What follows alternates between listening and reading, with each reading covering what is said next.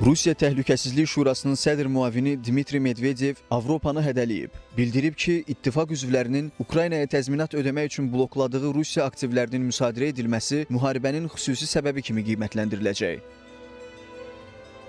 Əgər narahat olan Avropa İttifaqı Belçikada dondurulmuş Rusiya aktivlərini ələ keçirməyə, yəni oğurlamağa cəhd edərsə və onları Ukraynaya təzminat krediti kimi vermək qərarına gəlsə, beynəlxalq hüquq baxımından bu addım Avropa İttifaqının ayrı-ayrı ölkələri üçün bütün nəticələri ilə birlikdə xüsusi kasus belli, yəni müharibəyə səbəb ola biləcək addım kimi qiymətləndirilə bilər. Belə halda həmin vəsaitlərin geri qaytarılması artıq məhkəmə yolu ilə mümkün olmayacaq. Onlar yalnız Rusiyanın öz məğlub düşmənlərindən təbii formada, natura şəklində alacağı həqiqi təzminatlar vasitəsilə qaytarıla bilər.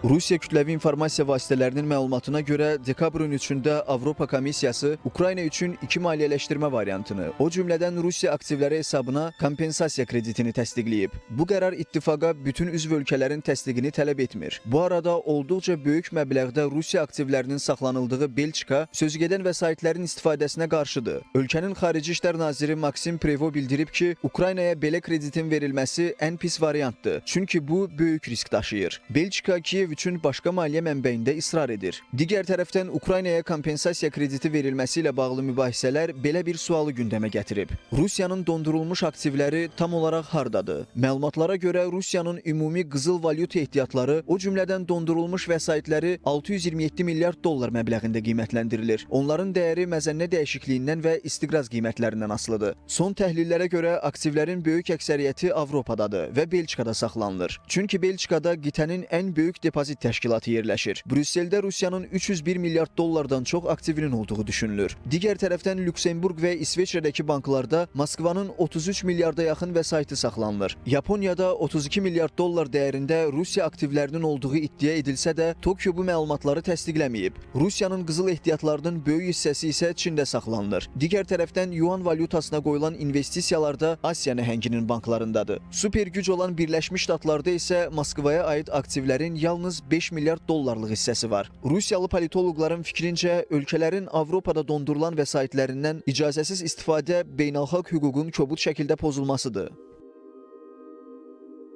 На мой взгляд, Европа не пойдет на такие. Düşünürəm ki, onlar Rusiya aktivlərini, xüsusilə maliyyə aktivlərini dondurmayacaq və reparativ vasitə kimi istifadə etməyəcək. Bunun da səbəbi sadədir. Bütün dünyada olduğu kimi Avropada da banklar var ki, hesabların açılması ilə bağlı hakimiyyətin tapşırıqlarını icra etmir. Məsələn, Panamada hətta hesabların açığa çıxması ilə bağlı Interpolun tapşırığı belə əsas deyil. Avropada İsveçrə, Lüksemburq düşünmürəm ki, hakimiyyətin tələblərini icra edəcək. Xüsusən də Avropa İttifaqı ölkələrinin tələbi ilə hesabların açığa çıxması və dondurulmasına getməzlər. Açıq danışaq, müasir dünyada əsas olan biznes maraqlarıdır.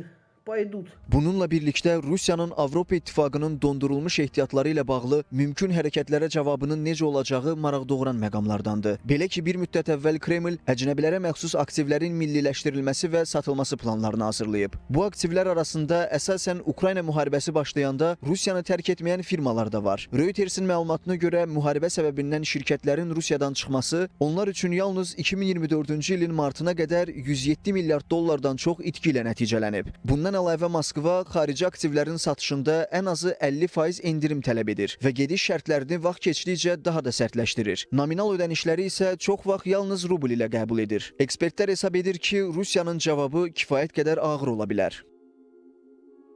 Rusiya iqtisadiyyatı problem yaşaya bilər, xüsusən də sanksiyalarla bağlı. Lakin illərdir bunun bir yolunu tapıb kompensasiya edə bilirlər. Avropa iqtisadi sistemi fərqlidir. Rusiyanın bu addıma cavabı onsuz da qırılma vəziyyətində olan Avropa üçün böyük problemlər yarada bilər. Rusiya ilə Avropa arasında iqtisadi müharibədə kimin qalib gələcəyi məlum deyil. Lakin hər iki tərəfin üstünlükləri və mənfi cəhətləri var. Qitənin enerji təminatında Moskvadan asılı olması onun üçün ciddi maliyyə qaynağıdır. Avropa isə şəffaf iqtisadi quruluşa, yüksək texnologiyaya və çoxşaxəli ticarət tərəfdaşlarına malikdir. Lakin Rusiyanın perspektivdə müharibəyə davamlılığı, Avropa sanksiyalarının effektivliyi və dünya bazarlarındakı hadisələr kimi amillər nəticəyə təsir edə bilər.